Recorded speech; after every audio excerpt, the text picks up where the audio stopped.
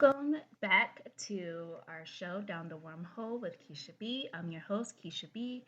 And today we are going to be discussing three of the earliest cases from Project Blue Book.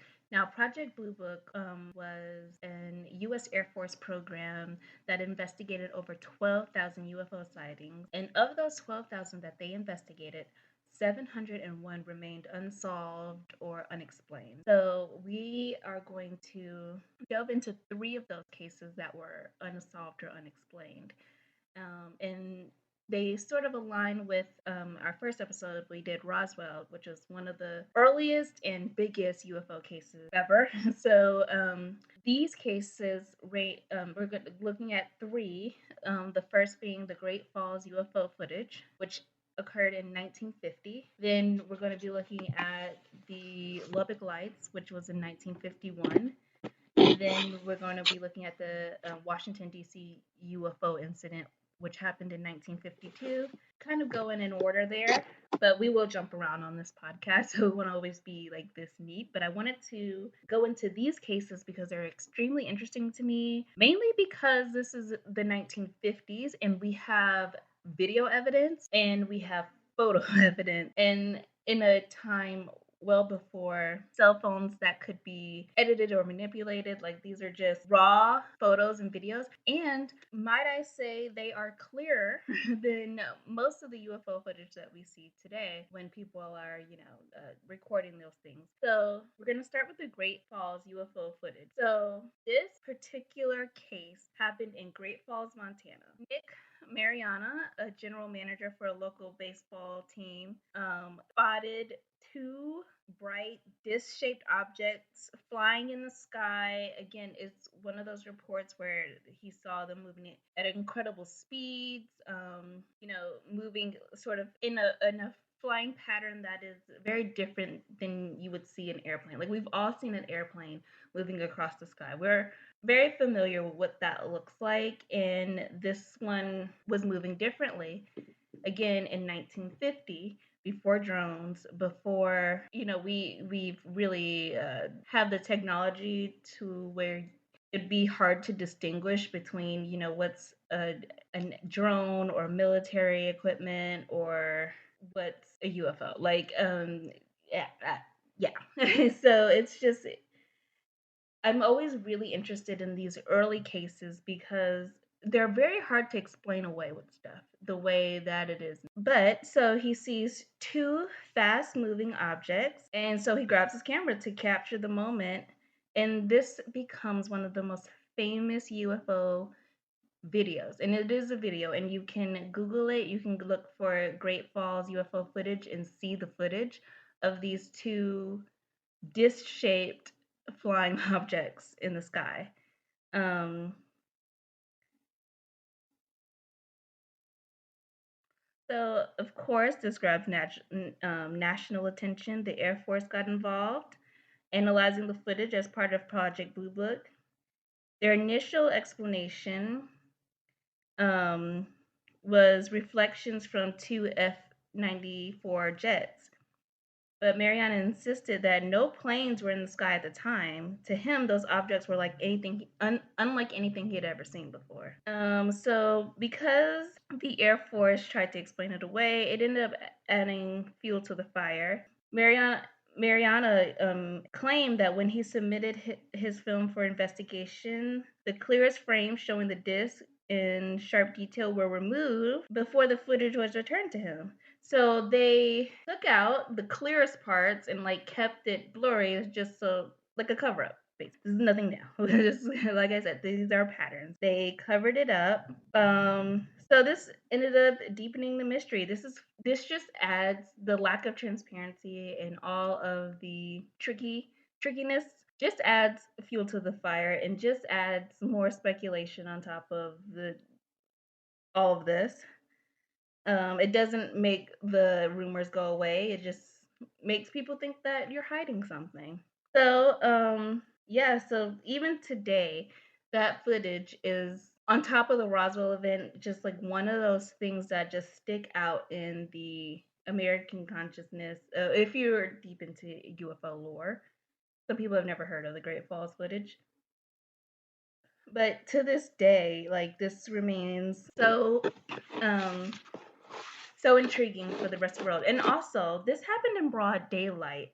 So it couldn't be explained away like, oh, the light is that light that you were seeing wasn't really a UFO. It was an airplane light or a satellite light, or they can't explain it away in the daytime. Like I can clearly see, and if you watch the video, you can clearly see two disc shaped, or at least they're not planes. You can tell that from the footage. So I encourage everyone to look at that. So that was one of the first ones. It's one of the most popular ones since Roswell, and it happened in 1950, just 3 years after the Roswell event. And then just 1 year later from that event, because that event happened in August 15th of 1950, and then of August 25th of 1951, we have the Lubbock Lights event. And in this event, we get a photo. So this took place in Lubbock, Texas, and the witnesses include everyone from just civilians who were looking up at the night sky to scientists. And the story begins when a group of professors from Texas Tech University, they were sitting outside and they spotted something that weird in the sky, like weird light formations. So it was a formation of bright lights that were in a V shape, and it was silently gliding through the sky. And these were scientists, and they were like, "We've never seen anything like this before." And then dozens of people across Texas reported seeing the same thing. So their story was corroborated with other witnesses. And amongst those witnesses, there was an 18-year-old named Carl Hart Jr., and he snapped a photo, and it's the first ever photograph of a UFO event. So 1950, we got footage of, like actual film footage of a suspicious UFO in broad daylight.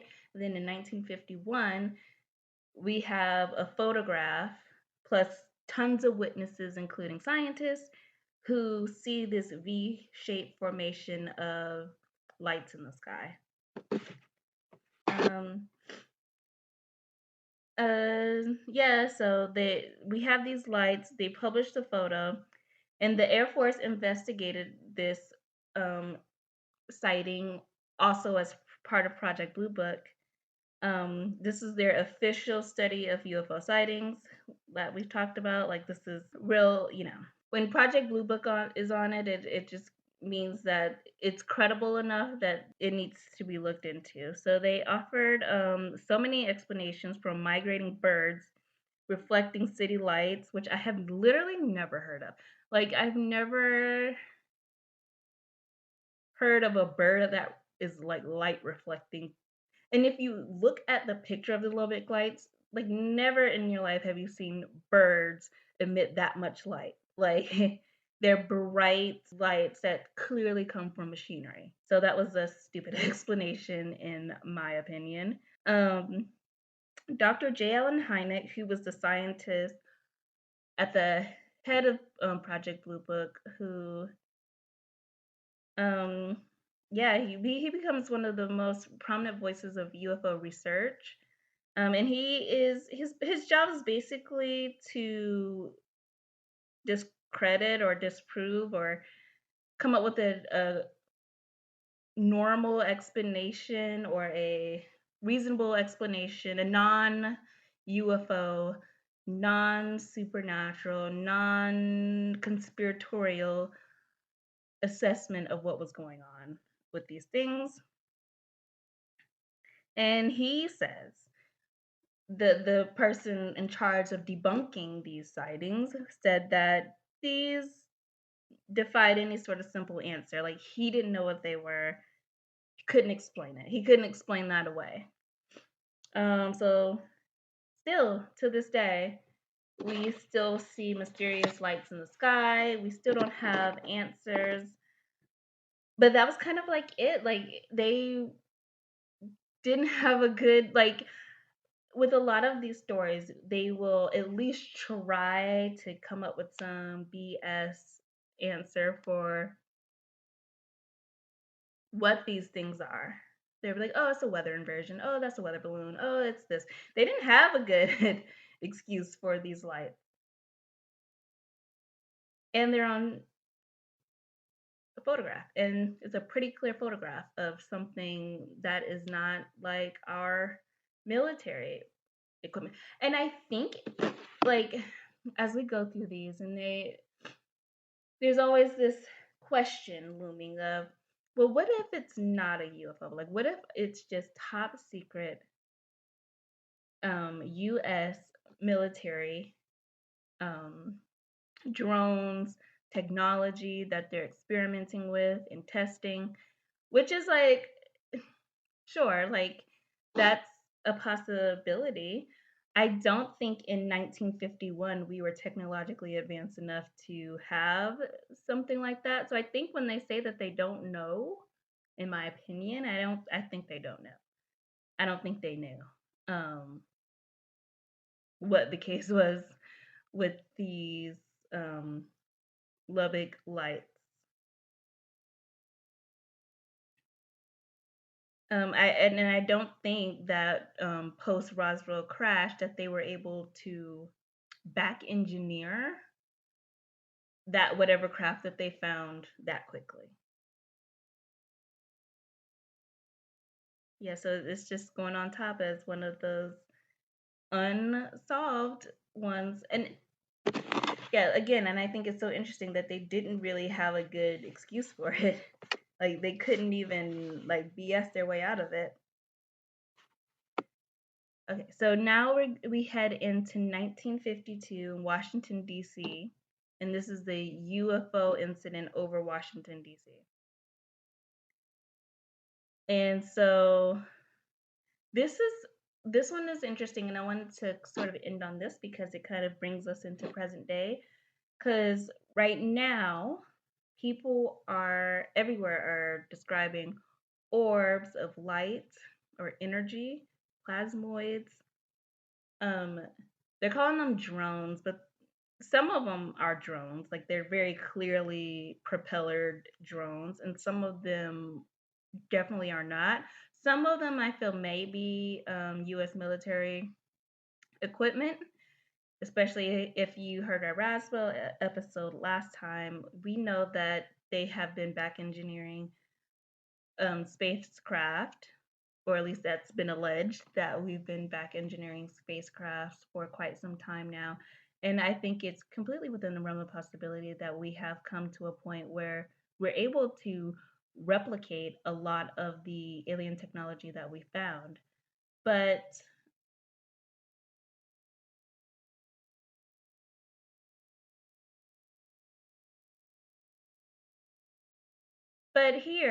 here we're looking at a case in 1952 that is eerily similar to what we're seeing in the sky right now over New Jersey and all over the country and even in the UK and most of the Western world actually.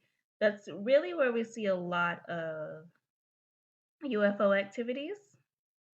Um, when you look at the map of UFO sightings from 2024, it's like the U.S., Europe, a couple smatterings here and there in Africa and Asia and Australia and other parts of the world, but heavily concentrated in the U.S. And the next heaviest concentration is over Great Britain. So this is a very similar case because in 1952 this was yet another Project Blue Book case where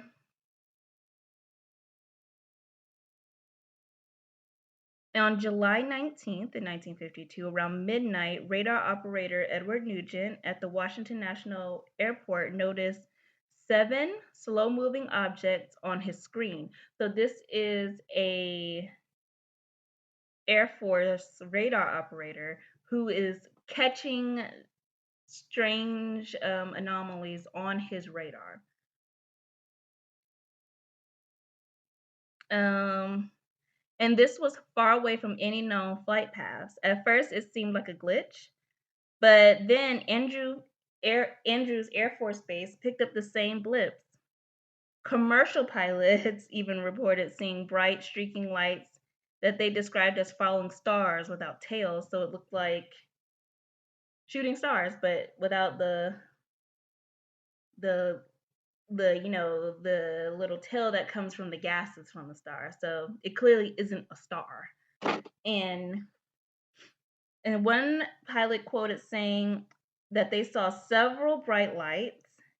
I was at maximum speed, but even then I had no chasing closing speed. So it was going so fast that even like our fastest jets at this point couldn't even catch up with them. And also, let's take in context the time. 50s, America's still a major superpower. So if anyone would have the technology to be able to really um track and catch a UAP, it would be us at this time. So another theory that floats around in modern day is like, oh, maybe these UAPs or UFOs, maybe they're foreign. And it is completely within the realm of possibility that China would have um, technology that is greater than ours. It's within the realm of possibility that like maybe Japan has technologies that are greater than ours. In the 50s, maybe, yeah, but we were pretty much like we really were holding on to that top spot and at this point in time. So the fact that these lights were baffling our military, it does speak volumes in a way that it might not necessarily speak today. And yeah, so he had no closing speed, and so they ceased chasing them because they saw no chance of overtaking them. So that's what one of the pilots said in regards to these drones, that they were so fast you couldn't catch up with them. You couldn't. There was like no point to it. So fighter jets were scrambled, but every time they got close, the object vanished from the radar, only to reappear moments later. Again, this sounds like the Congress, the Air Force. This sounds very similar to the Air Force's testimony on UAPs today. So this stuff has just always been happening. It has always been out there, and they just can't hide it anymore. Like we've been hearing this same sort of rigmarole when it comes to UFOs for 80 years now, almost 80, pretty much 80 years. Yeah, so the object would disappear, reappear. You couldn't catch up to it, you couldn't track it. It was coming up on radars, and this cat and mouse game went on basically for a while. And the sighting didn't stop there. It wasn't just one time. The following weekend, the UFOs returned, and this time the press caught wind of it, and headlines were like, "There are saucers swarming over the Capitol," and "Jets chase DC sky ghosts." And you can still like Google and find these newspaper headlines and articles. And the people, the public, were demanding answers, and even President Truman's office got involved. And so they contacted Captain Edward Ruppelt, and who was head of Project Blue Book, and they were like, "What's going on?"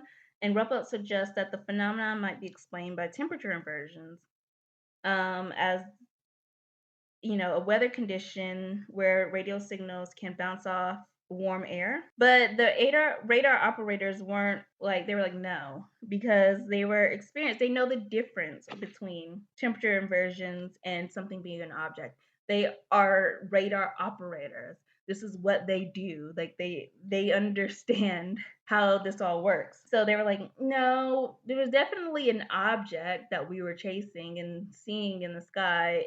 It wasn't just warm air. And on July 29th, the Air Force held one of the longest press conferences since World War II. Okay, Major General John Sanford reiterated the temperature inversion theory, but people weren't really buying it. They were like, no, actual radar operator, fighter jets, commercial pilots, they all testifies to seeing these anomalies in the sky. There's no way that it was just a temperature blip. They understand how radars work. They understand the complexities of that. They understand what a temperature inversion looks like versus what an object looked like. That's just not. It just wasn't satisfying people. Um, so Life magazine even noted that while inversion layers were present, they couldn't explain how multiple radar stations were picking up on identical blips or why pilots were seeing strange lights at the same time. So the Life magazine was like, no, this is not really explaining it. Yeah, so similar to today, people in the 50s were seeing things, and not just seeing things in the sky and reporting on it, capturing it. And we always give more credence to the military personnel who capture these objects, or the pilots, or the commercial pilots who catch these objects, because it seems like they're less prone to conspiracy, less like they have more to lose with coming forward with something like this. But it's interesting to note that it was civilians who captured the footage, and it was civilians who captured the photographs of these images and made it so that you can't really just explain it away like, oh no, that was a weather balloon, or a this or a that. Like, when you just have military personnel seeing lights or objects or things coming on their radar, it's something that the government can sort of weasel out of, right? Because you don't have a lot of citizens reporting, or citizens. It's not like an outcry from the public to. It's not really an outcry from the public in terms of demanding to know what it is. You can kind of BS it better when it's just a blip on a radar that a fighter pilot saw. But the fact that two civilians got one of the first film footages of a UFO, and it was a citizen who got a picture, one of the first pictures of a UFO. Now, when you put this in a newspaper, now when people talk about it, you can't just make stuff up. Like, you can't just say it's birds, because clearly people have eyes and they can see. And I think the fact that we were able to catch real concrete proof of these phenomenons happening in the sky was really like a turning point for UFO and UFOlogy. And now you can't just say those are birds. We can see that is a machine. That is something. And if you can't explain it, then I am tend to incline to believe that you don't know what it is. Because, like, if it is American made, if it's American weaponry, or if it's military craft, I feel like you can come up with a better lie. I feel like you can come up with a better lie than we don't know. Like, I feel like if you're testing and taking new technology out for a spin, you should have like a game plan. Like, okay, what if people spot this? What if people see this in the sky and they think it's a UFO? Like, now the UFOs are in the lexicon of the American people. Like, certainly you should have a lie ready that is better than this, and there shouldn't be this much confusion. But maybe I'm giving the government a little bit too much credit there. But for me, when I look at this, when I look at the video footage, when I look at the photos, this is clearly something technological that we weren't privy to at this point in time. Again, the 1950s, 3 years after rock. No cell phones, cameras. I actually looked this up before doing this episode. There were not color TVs in the home. There were concepts, like, it was invented, but people didn't have color TVs at this time. So it's technology just wasn't where it is, and I keep going back to that, because it's like, it's really hard to fake this.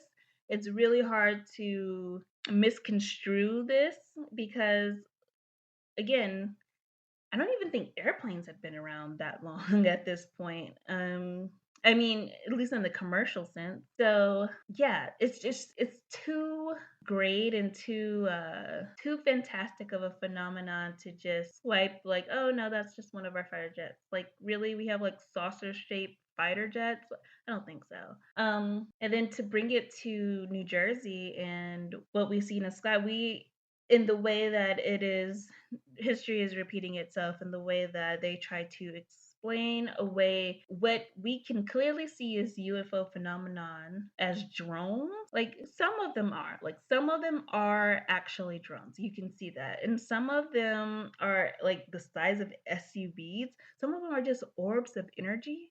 Like, I think it's time for disclosure because you really just take away all credibility at this as a government. No one can trust you because you're just lying to people's face. I encourage everyone who is listening to this podcast to please go look up these videos and look up this evidence. There is no direct evidence on the Washington UFO incident because again, this was military personnel, fighter pilots, commercial pilots catching this phenomenon on a radar. So I think like maybe it's part of some of the declassified and debunked, or no, declassified, not debunked, but declassified UFO files. Like perhaps they have some from the 50s. I think most of them are modern, but yeah, it's like the same sort of thing. Like those Tic Tacs that we see in those Congress briefings when they're saying like, "Oh, hey, yeah, look, where there's some strange anomalies in the sky." Um, that's what that incident was. It was like a very much a military observance of something strange in the sky. And again, it was Truman, who we talked about in the Roswell episode, who was behind this. And yeah, so I definitely think Truman knows and was deeper involved with UFO. Like so many of these things happened on his watch. He had to know something, and the secrecy hasn't been built yet. Like I said, the National Defense Security Act of 1947 had just been put into place, and I think it was just like this is like the seeding of the secrecy, because they don't want to alarm the public, so they say. But I do encourage everyone to go look up the Great Falls UFO footage. You can find it on YouTube. You can find it really like anywhere if you Google it. It's completely declassified and it's easy to see, and you can look for yourself and think, oh, is that a fighter jet or is that a potential UFO? And then you can also just go and Google the Lubbock Light, from Lubbock, Texas, from 1951, and you can see very clearly that those are not birds. Like that was it's so crazy that that was the excuse that they came. Yeah, so those are the three Project Blue Books. We're gonna go into more Project Blue Book cases as the series goes on because again there were 701 that could not be explained. I also want to go into some of the 12,000 that were explained because as we can see and as we know that they like to cover things up. So I would like to look at them with fresh eyes and see, is this truly a natural phenomenon or is it something deeper that we should take a look at? Yeah, but that is the episode for today. And I will see you guys later.